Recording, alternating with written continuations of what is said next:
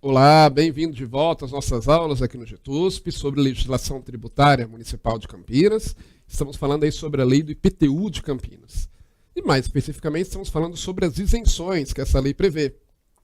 Nós já falamos de algumas isenções no bloco anterior, lembra? Falamos da isenção do IPTU para aposentados, falamos da isenção para ex-combatentes, falamos da isenção do IPTU para imóveis destinados à habitação popular e falamos da isenção de imóveis cedidos para uso da administração pública e todas as condições lá que a lei traz.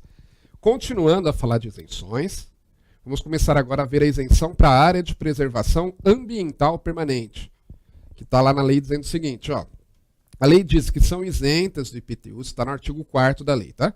O artigo 4º da lei diz que são isentos de IPTU as áreas de preservação ambiental permanente referentes aos maciços de matas remanescentes de vegetação nativa e ciliar em geral. Vegetação ciliar é aquela que tem junto a rios, junto a córregos de água, né, junto às nascentes de água. E ao longo dos rios ou de qualquer curso d'água, excetuando os artificiais, localizados no perímetro urbano do município, de conformidade com o Código Florestal e Lei Complementar 004. Então, resumir, para guardar tudo aqui que está aqui nesse primeiro inciso aqui. São isentas as áreas de preservação ambiental permanente, ok? Os imóveis que estejam em áreas de preservação ambiental permanente em Campinas. Só que tem várias condições. Aqui, ó. Primeiro, tem duas condições. Primeiro, a isenção será proporcional à área preservada e dependerá da comprovação da efetiva preservação da área, devendo ser observado o procedimento a ser estabelecido em normas regulamentadoras.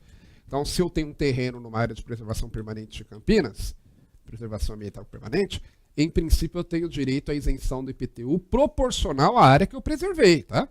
Então, se eu preservei 80% do meu terreno, 80% de isenção do IPTU, desde que eu comprove que, de fato, tá preservado aquilo. O que mais? No caso de loteamentos e condomínios, deve ser observado que conste do decreto de aprovação a existência de área de preservação ambiental permanente. E a isenção da referida área será concedida de ofício pela administração municipal, devendo o órgão competente emitir parecer acerca da efetiva preservação da área, previamente ao envio dos autos à Secretaria Municipal de Finanças. Então é muito comum, nesses loteamentos e condomínios, que ali uma área fique como preservação, área de preservação ambiental. Isso é interessante, porque valoriza os terrenos, né? Então você tem uma casa com fundo, com uma área verde, por exemplo, e além disso, claro, né, preserva o meio ambiente, tá? Então, nesse caso aí, só que aí tem que constar do decreto de aprovação do loteamento, do condomínio, a existência dessa área de preservação. E tem que ir lá conferir para ver se está de fato preservado. Parágrafo único. Essa isenção, né, da área de preservação ambiental, ela será extensiva, também alcançará a taxa de coleta, remoção e destinação do lixo. E a taxa de combate, essa taxa de combate ao sinistro não existe mais, ok? Isso aqui foi revogado. Ó. Então esquece essa última. Então, além de não pagar a taxa de lixo, também não, além de não pagar o IPTU, também não vai pagar a taxa de lixo, ok? Continuando. Isenção para áreas ocupadas pela administração pública. Ah, professor, é parecida àquela que a gente viu do inciso 4º, né? É parecido, mas não é igual, olha lá. São isentas as áreas ocupadas pela administração pública direta municipal e suas autarquias e fundações, objeto de futura desapropriação, então são áreas ocupadas, objeto de futura desapropriação, desde o momento da efetiva ocupação, conforme atestado pelos órgãos competentes, até a emissão na posse do imóvel desapropriado.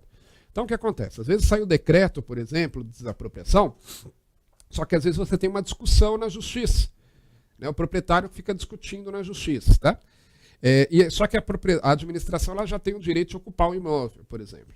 Então, ela ocupou o imóvel, mesmo que ainda tenha discussão na justiça, ela está querendo desapropriar, mas está discutindo na justiça. Então ela ainda não tem o direito ainda de, por exemplo, demolir o imóvel. Né? Tem que ter a decisão judicial autorizando.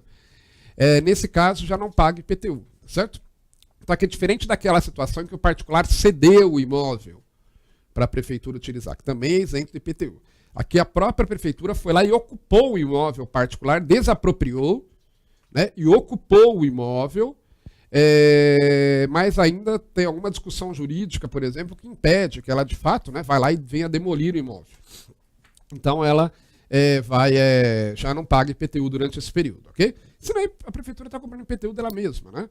Ou poderia estar cobrando pior ainda, né, do proprietário, que o cara nem tem mais a posse do imóvel, o cara nem está utilizando, a prefeitura que está lá ocupou o imóvel dele, Sempre, claro, mediante pagamento de indenização, né? Você aprende isso direito constitucional, para desapropriar você tem que pagar a indenização. Só que ele não concorda com o valor da indenização, está discutindo, o cara nem está mais no imóvel, e aí ele ainda tem que pagar IPTU. Então, para evitar isso, que tem o inciso 6º. Parágrafo 1º. A isenção de que trata esse inciso será proporcional à área efetivamente ocupada, devendo ser observado o procedimento a ser estabelecido em regulamento, tá? Porque, às vezes, a ocupação é só parcial. Então, nesse caso, a isenção também será parcial. E a isenção também será extensiva à taxa de coleta de lixo. Taxa de combate ao sinistro não existe mais. Então, além de ser isento do IPTU, também será isento da taxa de coleta de lixo. Continuando. Isenção para áreas públicas constantes de loteamento aprovado. Isso está no inciso 7º do artigo 4º. São isentas do IPTU as áreas públicas constantes de loteamento aprovado, desde a data da aprovação do loteamento até a data do registro. Então, por exemplo, às vezes tem um loteamento que foi aprovado pela prefeitura e dentro do loteamento você tem uma praça, às vezes tem isso, né? Tem lá as ruas do loteamento, tá certo? E lá dentro você tem uma praça pública, por exemplo. Essas áreas públicas não pagam o IPTU, ok? E aí essa isenção também vai ser extensiva à taxa de coleta de lixo. Então não paga também a taxa de coleta de lixo. Então a pracinha do condomínio não paga IPTU, guarde assim, ok? Continuando. Isenção para imóveis tombados. O tombamento, vocês devem saber, é aquele ato através do qual a administração pública ela decide que um determinado bem deve ser preservado, ou pelo seu valor histórico, arquitetônico, ou cultural, por aí vai. Então, o município, inclusive, pode tombar bens, né? Tanto a União, como o Estado, como o município podem fazer o tombamento, tá?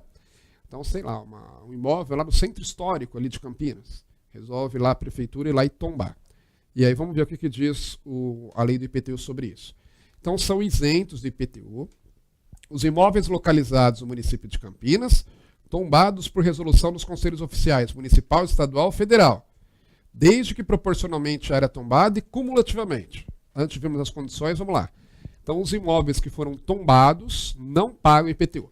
Isso aqui é importante, porque quando você tem o imóvel tombado, você, proprietário, embora você continue dono do imóvel, você pode até vendê-lo, mas você fica com uma série de restrições. Por exemplo, você não pode demolir o imóvel, você não pode fazer nenhuma mudança no imóvel sem ter autorização, ou da prefeitura, ou do estado, ou da União, né, de quem fez o tombamento.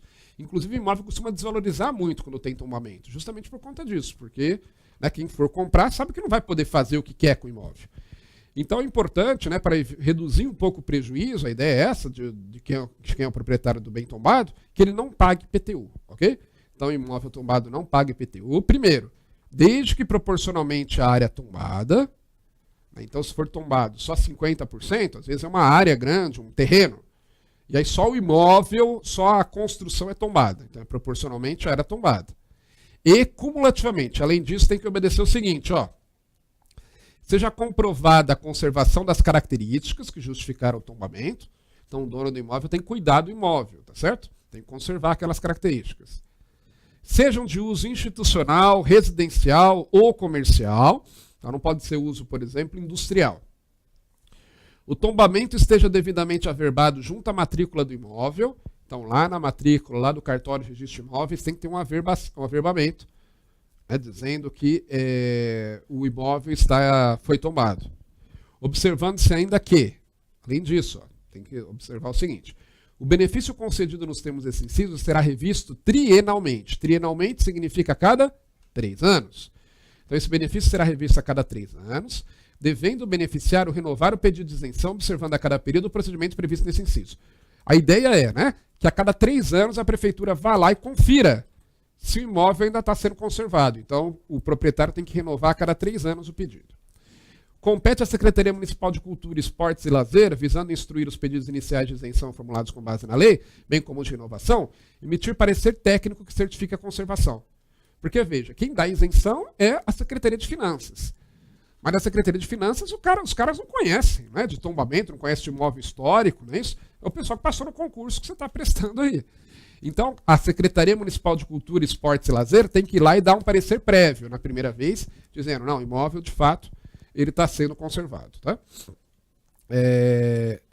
Em imóvel de uso residencial, o benefício será concedido ao interessado que possua um único imóvel no município, onde efetivamente resida. Em imóvel de uso comercial, o benefício será concedido apenas quando o imóvel for objeto de reforma e será limitado ao exercício seguinte do término da reforma. Então, sei lá, tem imóvel. Uma forma importante, às vezes, de você preservar um imóvel tombado é transformando em imóvel comercial, por incrível que pareça, né? Por quê? Porque isso faz com que gere renda e o proprietário tenha dinheiro para manter o imóvel, porque manter imóvel tombado normalmente é caro, para manter as características originais. Então, no caso de imóvel comercial, também tombado, não vai pagar IPTU, só que ele tem que ser reformado e só vai ter isenção por um período, que é o do exercício seguinte ao do término da reforma. E outra observação, a isenção de que trata esse inciso não se estende aos imóveis localizados na área envoltória do bem tombado, né? Que às vezes o bem foi tombado, um pedacinho dele, os imóveis próximos não são isentos, é só o próprio bem tombado. Isso é isenção para imóveis tombados. Outra isenção para área não edificável, está lá no inciso 9º do artigo 4º. Ó. É isento de IPTU a área de lote reconhecida pelos órgãos competentes como não edificável e destinada à servidão de passagem de linha de transmissão de energia elétrica, de alta tensão, de adutora de água, de gasoduto e de oleoduto, desde que a servidão seja averbada na matrícula do imóvel, caso que a isenção será extensiva à taxa de lixo e às áreas remanescentes do imóvel que foi instituída a servidão e que tiveram perda total do potencial construtivo comprovada pelo órgão competente. Vamos lá, vamos entender com calma. Então, por exemplo, isso aqui está falando daquela situação em que você não pode construir em parte do lote porque ali passa uma linha de transmissão de energia elétrica. Não sei se você sabe, mas essas linhas de transmissão de energia elétrica, né, que elas ficam bem alto lá, tem até aquela bolinha, né, laranja, né, nos fios, ali embaixo ninguém pode construir, por razões de segurança. Tá? Então, se alguém tem, por exemplo, um terreno grande lá que passa uma linha de transmissão, e ali ele não pode, por conta disso, ele não pode construir ali embaixo. Ele tem direito ao desconto do IPTU, tem direito à isenção do IPTU. Tá? E mesma coisa para adutora de água, gasoduto e oleoduto. Mas ele tem que averbar lá na matrícula do imóvel, dizendo que tem essa extensão, essa servidão de passagem, que é o termo que a gente usa.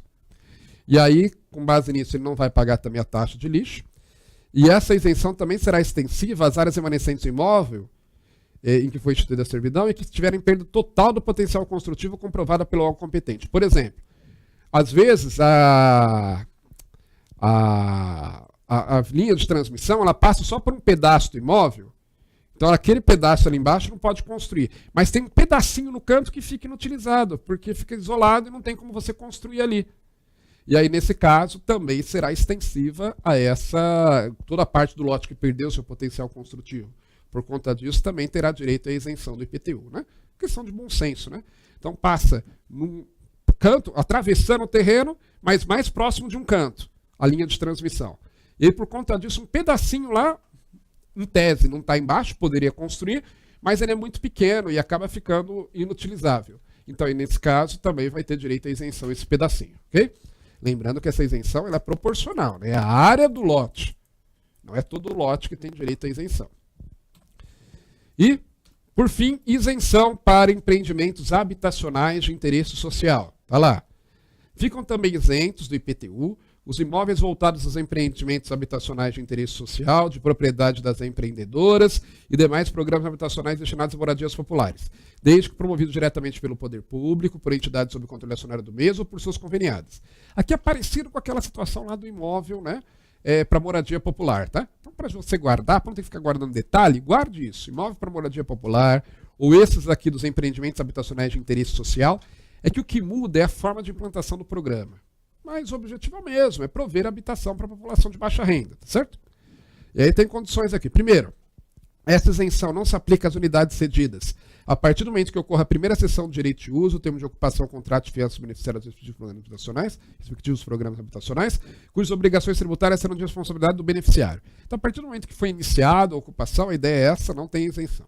E a isenção prevista nesse artigo estende-se aos imóveis de propriedade de órgãos da administração pública direta ou indireta, federal, estadual, municipal, ou da sociedade civil sem fins lucrativos, quando exista convênio com a Coab, e desde que destinados à implantação de projetos habitacionais de interesse social.